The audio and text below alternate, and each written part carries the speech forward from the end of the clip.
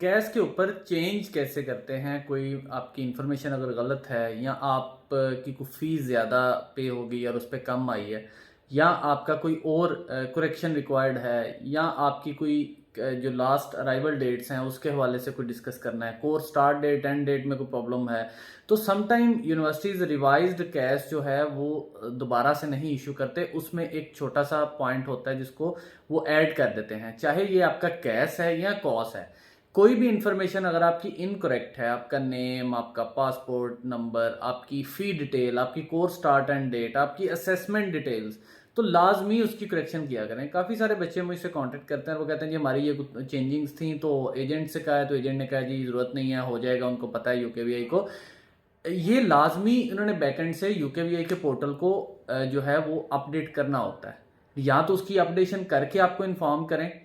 कि हमने ये इस कैश नंबर के साथ, ऊपर जो आपका कैश नंबर होता है उस पर सारा डाटा फैच होता है, तो उसके ऊपर आपका लिखें कि हमने ये करेक्शन कर दिया, आपकी जो रिक्वायर्ड थी। ये कंफर्मेशन किए बगैर कभी भी वीज़ा फाइल नहीं करना। फॉर एग्जांपल, अगर आपकी फीस आपने पे की है 5,000 और उस कैश के ऊपर आ रही है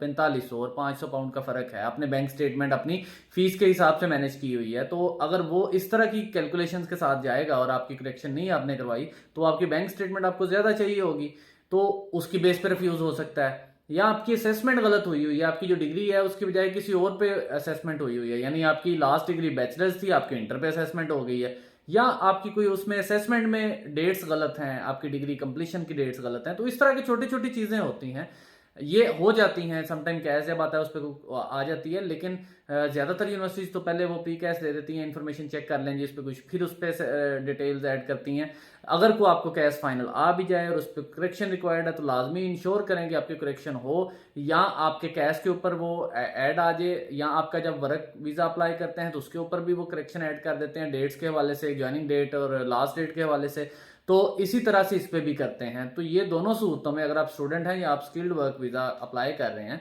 तो आपको जो भी आपका फाइनल लेटर है उस पर वीज़ा अप्लाई करने से पहले उसको बड़ी डिटेल से पढ़ना है, सारी चीज़ें आपकी इन्फॉर्मेशन करेक्ट हैं तो देन वीज़ा अप्लाई करना है, अदरवाइज आप उसकी पहले करेक्शन करवानी है और देन आपने उसको फर्दर प्रोसीड करना है। Thank you so much.